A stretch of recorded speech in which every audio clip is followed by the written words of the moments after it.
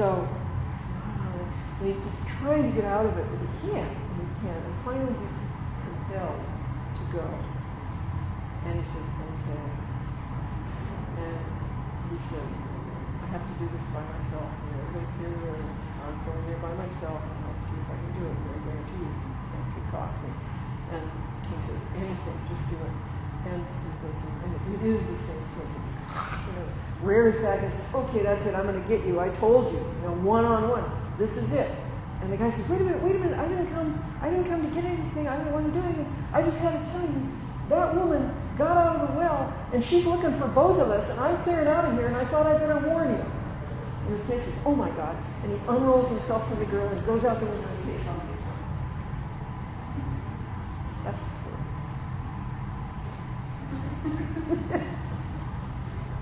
I love that story. Anyway, okay. So, snakes and tricksters. I suppose we're supposed to have Q&A, aren't we? Pardon? We're supposed to have questions and answers. Yeah. If anybody has any questions. It's kind of a darkish world, you know, because there's stuff there, and that's one of the things I'm writing about.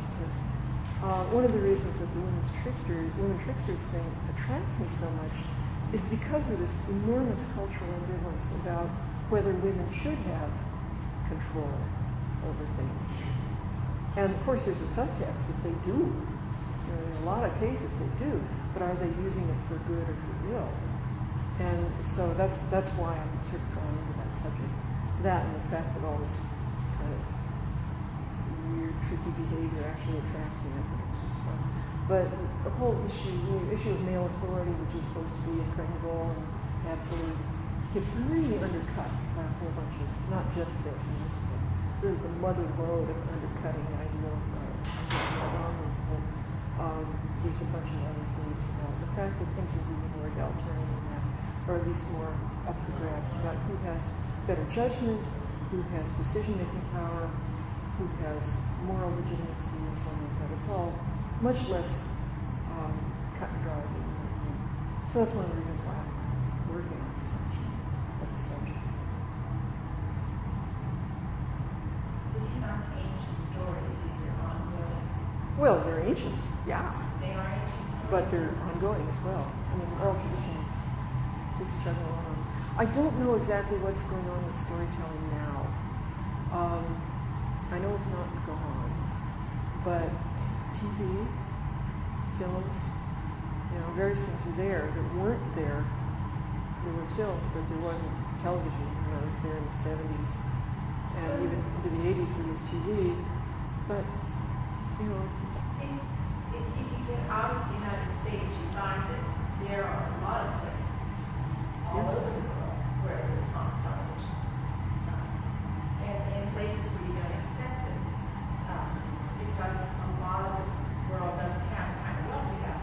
I have friends in Russia who, you know, live in a village right on the Volga River that, you know, 6 people live in, they sleep in one room, one on a bench, one in a pull-out chair, one in a homemade bed, and no TV, and a well, no running water. Do they tell stories? Pardon? Do they tell stories? Yes, because without anything else, sure, unless they read books, Yeah. but not everywhere has that. Yeah.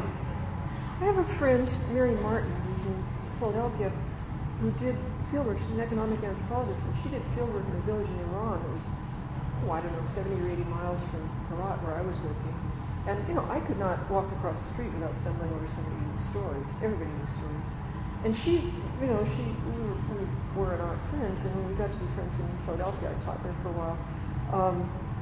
She was saying, you know, was it hard for you to get this stuff? And I said, no, you know, it's all over the place. There's all kinds of, you know, generally speaking, children have to be about 8 or 9 years old before they're competent at it, but there's even little kids running around who can tell you a good story.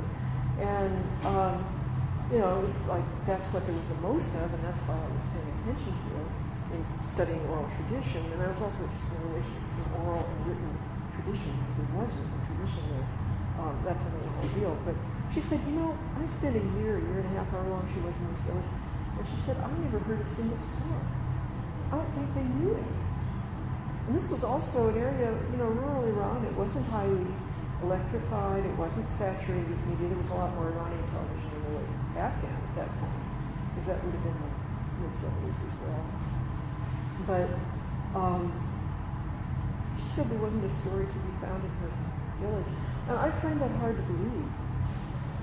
I really don't get it. I mean, we can't time travel and figure out why that was, but I was trying to figure out, surely, she would have stumbled upon somebody talking this sort of nonsense. And another friend of ours, Rafiq Khashoggi, was doing research in the Ismaili village, a different Muslim sect, but also Shia, in the same general region, and he was getting some very interesting stories. He wasn't looking for them, but they were there. So I don't know. Maybe the distribution is uneven, but in Afghanistan in that time, and even into the war years, there was a lot. There was a lot of anxiety among the refugees. The traditional cultural knowledge was, of all kinds of practical knowledge as well, was just being obliterated by refugee flow. Because a quarter of the population were refugees in Afghanistan, Iran or Pakistan, and another 15% or more were internal refugees off their home turf and in some city because it was the only safe place to be at that point. So there was enormous cultural disconnection. And there's a great interest in Iran as well. There's a great interest in stories at this point. Maybe because it's felt like it's some kind of recovery of stuff that really, even when I was there in the 70s, I was buddies with some guys who were Peace Corps language teachers. Most of them ended up here as refugees in the end, but they were at that point working for the Peace Corps in Kabul. And one of them in particular, Yasser, who ended up in Nebraska, I believe, was saying, my grandfather used to tell us this stuff, and the classic thing, in the wintertime especially, somebody would started telling stories, and the kids would be there, and the adults would be there, and the kids would just fall asleep whenever they got sleepy, they would fall asleep. And he said my grandfather would tell stories until we were all asleep, and then the next day, he'd start again, and he'd say, okay, what do you remember? What was the last thing you remembered? And he'd make us figure out where we fell asleep, what was the last thing we remembered, and that's where he'd pick up the story. And he said, I can't remember them. I can't remember those stories, and it's because I spent so much time in school. Basically the disc was full of other stuff. And I knew guys who were high school students who were excellent storytellers. And I didn't know very many girls who got to go to school at all. That was another story. But, it was there, and I'm not sure what's there now. It's really time to do some research.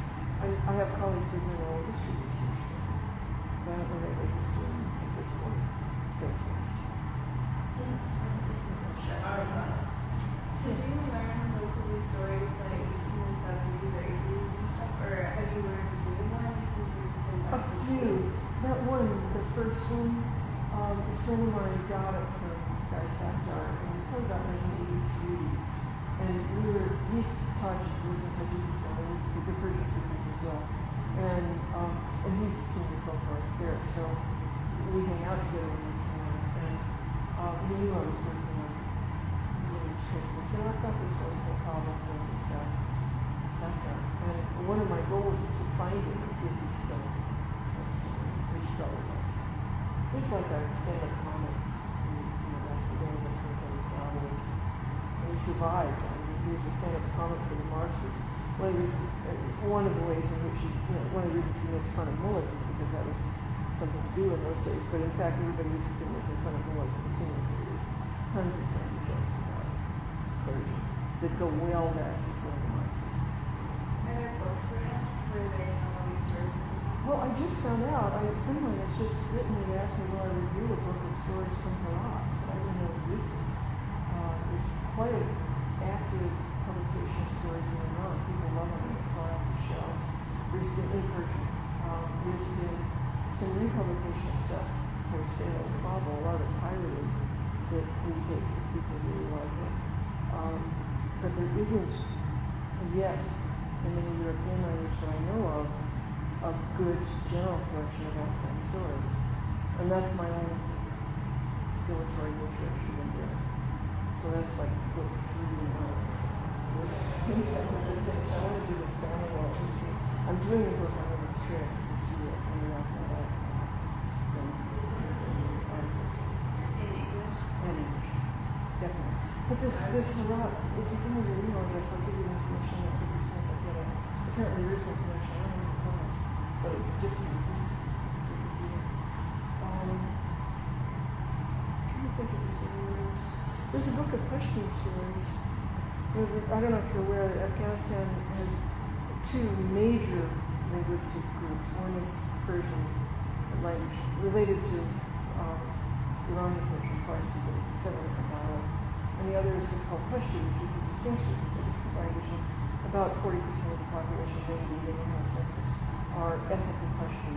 So it's a big language group there, and it's also over into Pakistan. So as most of the Taliban don't have the questions, but that doesn't mean that most of the questions are Taliban or not. But anyway, there's a collection of question stories that are, sort of over the border stuff. That tradition laps over the border between Pakistan and Afghanistan. It's basically the same place. The border was run by the British during the colonial period, so it's cultural. So, yeah, I mean, there is that question collection. I can send you that information.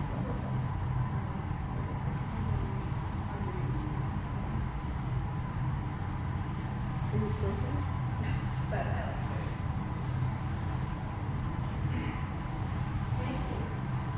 Thank you for coming in the snow.